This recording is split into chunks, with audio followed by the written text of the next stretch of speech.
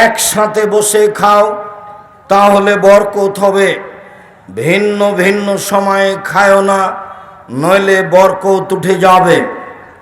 আবু হুরায়রা রাদিয়াল্লাহু তাআলা আনহু বলেন, মা বা রাসূলুল্লাহ সাল্লাল্লাহু আলাইহি সাল্লাম তামান কাত্ত ইনিস্তাহু আকালাহু ওয়ান কারাও তারাকাহু।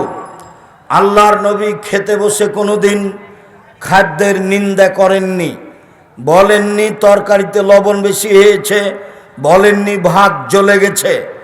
খেতে বসে খাদ্যের নিন্দা করা হবে না, ভালো লাগলে খেতে হবে, নইলে ছেড়ে দিতে হবে।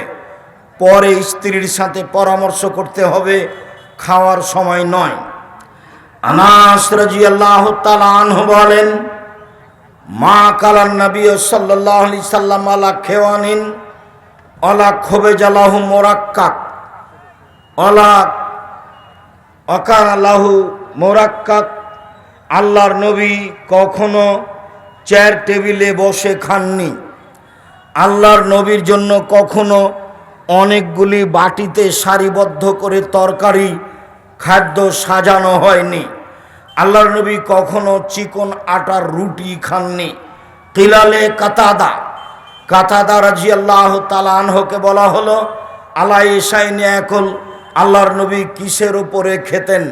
তিনি বললেন, আলা সফর, দস্তরখানে বসে খেতেন। জরুরি, যদি বিছানে বসে খান দস্তরখান বিছাবেন, যদি মেঝেতে বসে খান মাদুর বিছাবেন। আগে আপনার বাপ মা দাদা দাদি যেভাবে খেতেন সেভাবেই খেতে হবে, এটাই সুন্নাত। চেয়ার টেবিলে আল্লাহর নবী কোনোদিন বসে খাননি। চেয়ার টেবিলে খাওয়া আমরা হারাম না বললেও পছন্দ নয় এ কথাই বলছি। সম্ভবপর চেয়ার টেবিলে বসে খাওয়া এড়িয়ে চলবেন, সম্ভবপর বসে খাওয়ার চেষ্টা করবেন, সম্ভবপর তরকারির আইটেম কম করার চেষ্টা করবেন, সম্ভবপর কম খাওয়ার চেষ্টা করবেন। সম্মানিত দিনী ভাই বোন, মিকদাদ ইবনে মাদি কারাব রাদিয়াল্লাহু তাআলা আনহু বলেন, রাসূল সাল্লাল্লাহু আলাইহি সাল্লাম বলেছেন, কিলু তামাকুম ইয়াবারাক লাকুম ফিহি, খাদ্য মেপে রান্না করো, বরকত দেওয়া হবে। আমাদের দেশের মা চাচিরা বোনেরা যখন রান্না করে তখন এক মুষ্টি চাউল তুলে নেয়, চাউলটা মেপে রান্না করে, কিন্তু যখন রুটি বানায় তখন আটা মেপে নেয় না, হাত পরিমাণে উঠিয়ে নেই, মনে করে 4টে রুটি হবে আমাদের হয়ে যাবে। জি না, আটাও মেপে নিতে হবে, চাউলও মেপে নিতে হবে, মেপে নিয়ে রান্না করতে হবে, তাতে বরকত হবে। এই কথা মুহাম্মদ সাল্লাল্লাহু আলাইহি সাল্লাম বলেন, হাদিস বুখারী মুসলিম। মেপে রান্না করতে হবে। জুহাইফা রাদিয়াল্লাহু তাআলা আনহু বলেন, আল্লাহর নবী বলছেন, লা আকুল মুত্তাকিয়ান, আমার জীবনে আমি কোনোদিন হেলান দিয়ে খাইনি। খাওয়ার নিয়ম, আমার জীবনে আমি কোনোদিন হেলান দিয়ে খাইনি। হেলান দিয়ে খাওয়া কাকে বলে? পিঠটা পিছনের দিকে লাগিয়ে খাওয়ার নাম হেলান দিয়ে খাওয়া। বাম হাত মাটিতে লাগিয়ে খাওয়ার নাম হেলান দিয়ে খাওয়া। ডান হাত মাটিতে লাগিয়ে খাওয়ার নাম হেলান দিয়ে খাওয়া। মোল্লা আলী কারি হানাফি ব্যারিস্টার মেসকাতের ব্যাখ্যায় লিখেন যে 4 জানু হয়ে বসে খাওয়া হচ্ছে হেলান দিয়ে খাওয়া। ডান পা বাম দিকে, বাম পা ডান দিকে করে পিছন নিতম্ব মাটির উপরে রেখে খাওয়া হচ্ছে হেলান দিয়ে খাওয়া। কেন? এইভাবে খেলেও পেটটা ফাঁকা থাকবে, মানুষ বেশি খেতে পারবে। তাহলে কিভাবে বসতে হবে? পেশাব পায়খানায় যেভাবে বসে এইভাবে হাঁটু উঠিয়ে বুকের সাথে রেখে চাপা দিয়ে বসবে, তাহলে পেটটা চাপা থাকবে, কম খাওয়া হবে। এটাই হলো বসার নিয়ম।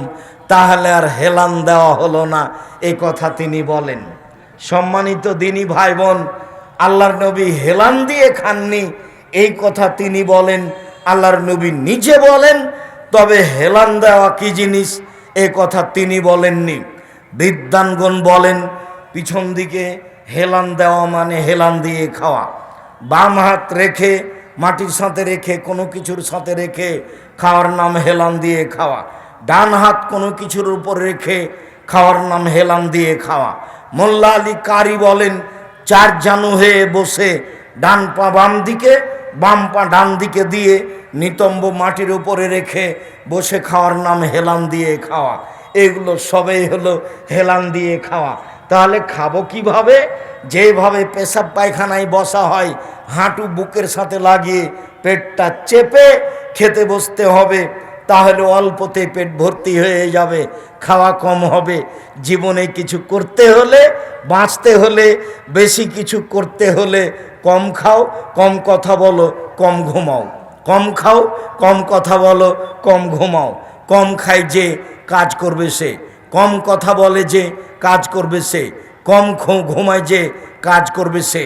জীবনে কিছু করতে হলে কম ঘুমাতে হবে, কম খেতে হবে, কম কথা বলতে হবে, তাহলেই তা সহজ হবে।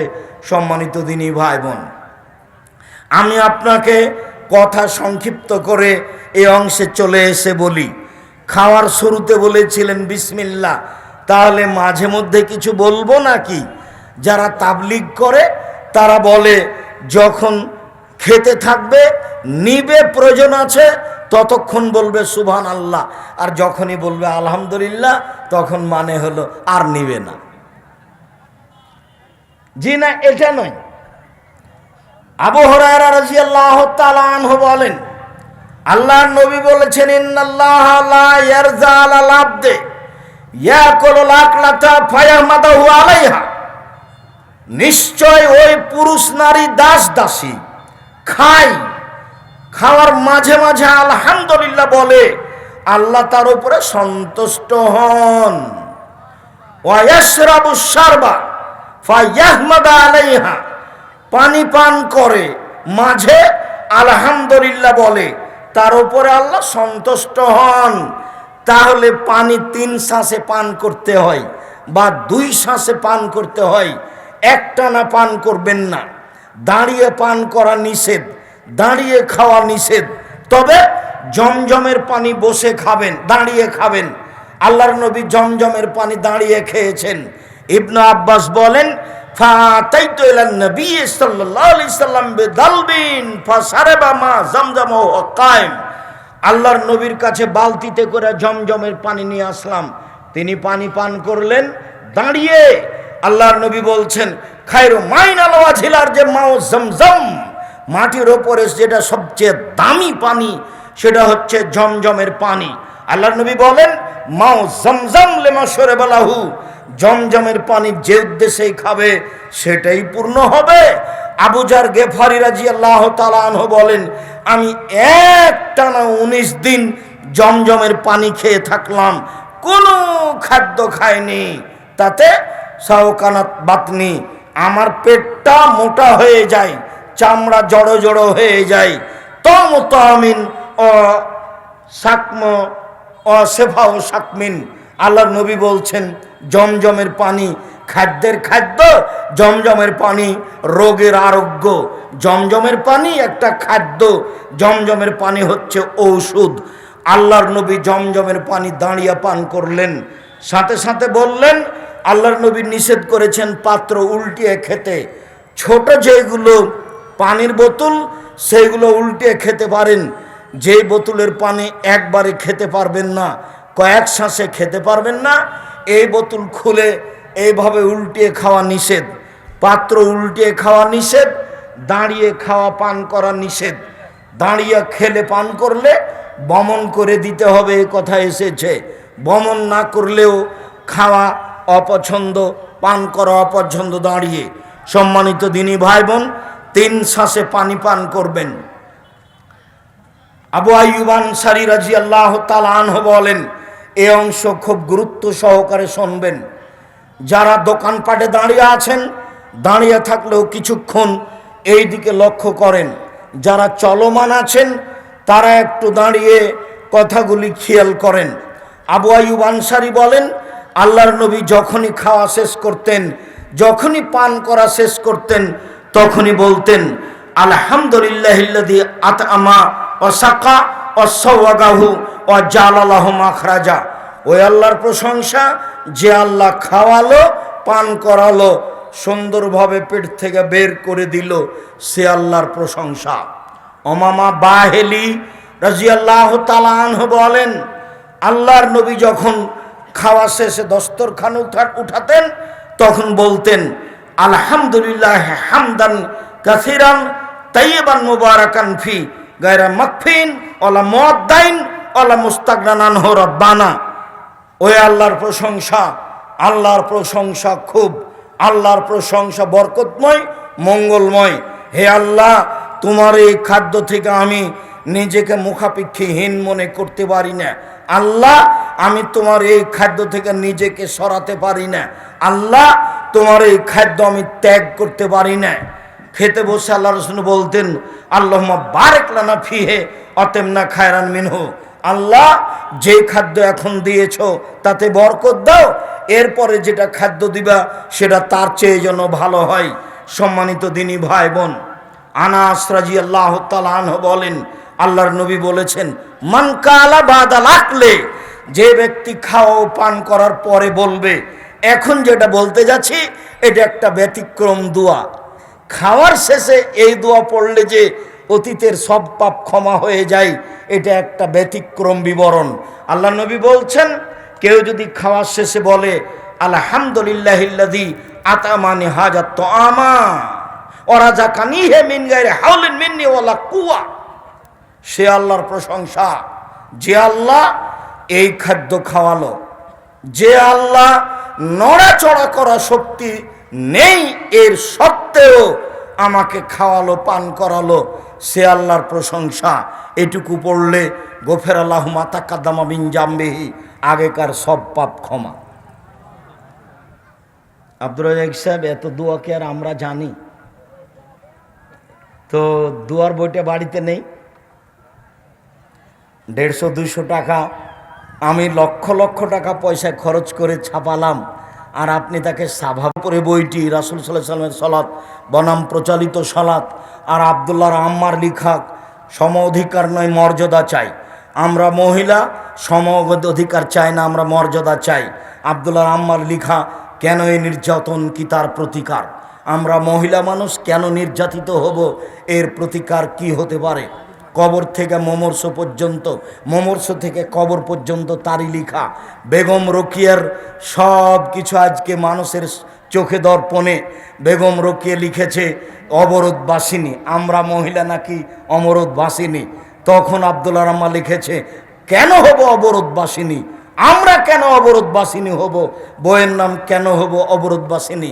আপনি দিনী বোন, আপনার জন্যই তো এসব বই পুস্তক ছিল। আপনি নিজেকে ভুল বুঝিয়েন না, নিজেকে মুসলমান মনে করে কাজ করতে থাকেন, বলা ভালো হবে। আজকের শেষ হাদিস, আজকের শেষ দোয়া দেখেন তো, এই দোয়া আপনার মনে আছে কি না? আব্দুল ইবনে বুসর বলছেন আল্লাহর নবী আমাদের বাড়িতে আসলেন, এই হাদিসে যে কয়েকটা কাজ প্রমাণ হয় সবটাই আপনাকে করতে হবে। ফাক্কাররাবনা ইলাইহি তুআমা, তিনি আসলেই আমরা তার কাছে খাদ্য পেশ করলাম, তিনি খেলেন। ফাউতিয়া বিত্তামার, তারপর তার কাছে ফল নিয়ে আসলাম, তিনি ফল খেজুর খেলেন। তারপরে পানি দেওয়া হলো, তিনি পানি পান করলেন। যখন পানি পান করা শেষ হলো, আমার আব্বা তার গাধার লাগামটা ধরে নিয়ে বললেন উদুল্লাহ লানা, আপনি আমাদের জন্য একটু দোয়া করে দেন। তার মানে খাওয়া শেষে যাচ্ছেন, আমাদের জন্য দোয়া করে দেন। মনে হচ্ছে যেন সাপাহার কানসাটের 5 ওয়াক্ত সালাতের পরে দোয়া করে দিতে হবে বাধ্য। আল্লাহর নবীকে বলছেন দোয়া করে দেন। আল্লাহ রাসূল বলছেন আল্লাহুম্মা বারিক লাহুম ফিমা রাযাকতাহুম ওয়াগফির লাহুম ওয়ারহামহুম, আল্লাহ এদের তুমি যে রুজি দিয়েছ তাতে বরকত দাও, তুমি এদের ক্ষমা করো, এদের প্রতি দয়া করো। সম্মানিত দিনী ভাই বোন, মানুষ বাড়িতে আসলে খেতে দিবেন, খাওয়ার পরে ফল দিবেন, ফল শেষে পানি দিবেন, এরপরে মানুষকে দোয়া করার জন্য বলবেন। যাকে খেতে দিবেন তাকে একটু নিজের জন্য দোয়া করার জন্য বলবেন। সংক্ষিপ্ত খাওয়া ও পান করার আলোচনা আপাতত আজকের মতো এখানে শেষ করে আমার দিনী বোনদেরকে 5 ওয়াক্ত সালাত আদায় করার অনুরোধ জানিয়ে স্বামীকে মেনে চলার অনুরোধ জানিয়ে বইগুলিও ডান দিকে বইগুলি আছে, দোয়ার বইটাও দেখছি এবং যেটা নামাজের বই সলাতের, আর আব্দুল্লাহর বই আছে মিন্নাতুল বারি, বুখারীর ব্যতিক্রম বাক্য। আর যারা দান করবেন তারা ওই স্টলের সামনে আছে।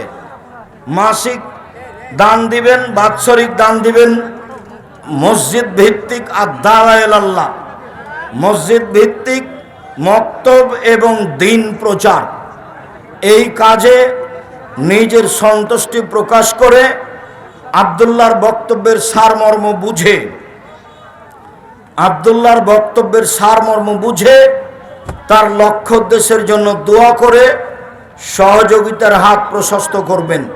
আর সবাই বইগুলো নিয়ে যাবেন, না হলে মাসিক আল ইতেসাম পত্রিকা ছেড়ে কেউ যাবেন না।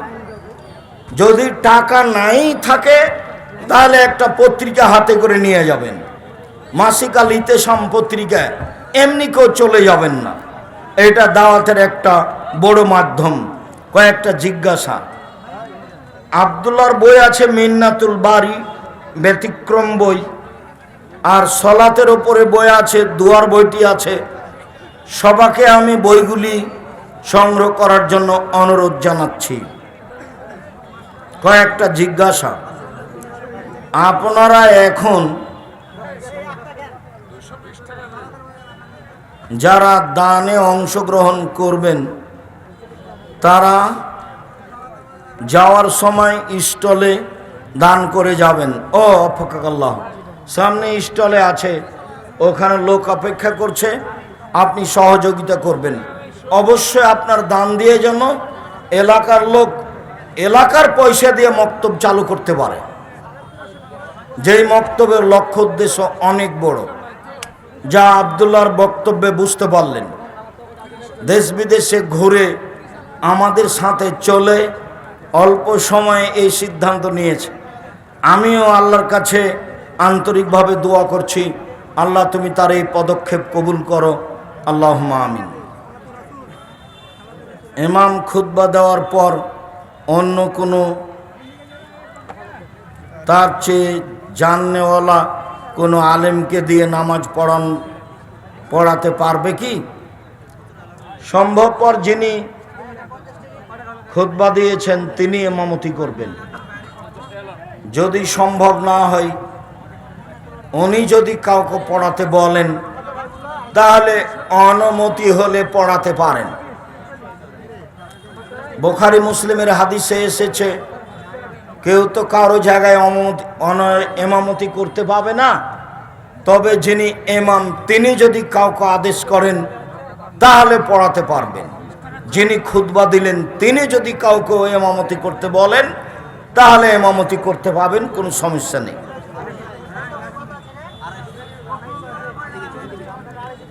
তোমরা একটু ব্যবস্থা করো। আজকে প্রশ্ন উত্তর আর দিতে চাচ্ছি না, আমার সময় শেষ। আমি অনেক পথ যাব আশা করছি ইনশাআল্লাহ। শার্ট গেঞ্জি অথবা হাফ প্যান্ট বা ফুল প্যান্ট পরিধান করে কি সালাত আদায় হবে? জি হবে, ঢিলা ঢালা হতে হবে, আর সলাতের জন্য দুই কাঁধ ঢাকা থাকতে হবে। আমাদের ওয়াক্তিয়া মসজিদে মাঝে মাঝে লোকজনের সমস্যা হয়, এই কারণে আমরা মেহরাব তৈরি করেছি। এটা কি করা যাবে? করে ফেলেছেন, ভাঙিয়েন না। মেহরাব মসজিদে নেই, মসজিদে মেহরাব করতে হবে এর প্রমাণ নেই। আসসালামু আলাইকুম। আমরা একটি সংগঠন করেছি এবং মাসিক কিছু টাকা তুলে যাতে গরিব লোকদের মাঝে বিতরণ করার চিন্তা করছি। করেন, ভালো কথা, সুদের সাথে জড়ায়েন না। আরেকটা কথা ছিল, বেনামাজিকে মারা গেলে তার কাফনের কাপড় দেওয়া যাবে? আরে বেনামাজি তো মাঝে মধ্যে নামাজ পড়ে না, ও কি নামাজকে অস্বীকার করে? বেনামাজি মারা গেলে ও যদি নামাজকে অস্বীকার না করে তাহলে কাফনের কাপড় কিনবেন সে টাকাতে। শায়েখ আসসালামু আলাইকুম, আপনি তো বলেছেন অজু ছাড়া কোরআন পড়া বা ছোঁয়া যাবে, এটা কোনো হাদিস অথবা কোরআনে আছে? বুখারী মুসলিমের হাদিস। আয়েশার যখন হাইজ হয়ে গেল, হজ সফরে তওয়াফ করছিলেন, তখন কান্নাকাটি করছে। তখন আল্লাহ রসুল বলছেন, ও তুমি ঋতুবতী হয়েছো তাই না? বলছে জি হ্যাঁ। তো ঠিক আছে, তুমি তওয়াফ করিও না। ঋতু অবস্থায় তওয়াফ করা যাবে না, ঋতু অবস্থায় নামাজ পড়া যাবে না, সালাত আদায় করা যাবে না। ইসনাই মা ইসনাউল হাজ্জ, এরপরে হাজি যা করে তাই করে। তো হাজি তো তাকবীর পড়ে, হাজি তো কোরআন পড়ে, হাজি যা করে তাই করবে মহিলা, ঋতুবতী মহিলা। তাই ঋতুবতী মহিলা কোরআন ধরে পড়বে, এ কথাই ঠিক। ঋতুবতী মহিলা সালাত আদায় করতে পাবে না, তওয়াফ করতে পাবে না। সালাতের বইয়ে 7টা দলিল দেওয়া আছে, ঋতুবতী মহিলা কোরআন মাজিদ পড়তে পারবে, তার প্রমাণে সালাতের বই যেটা সেটা।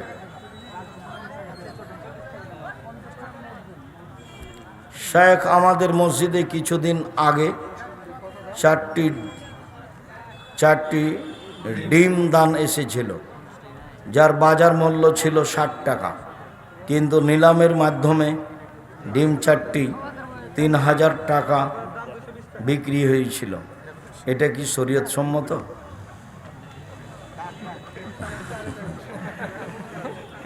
ডাকে তোলা যায় জিনিস, ওটাও হাদিস।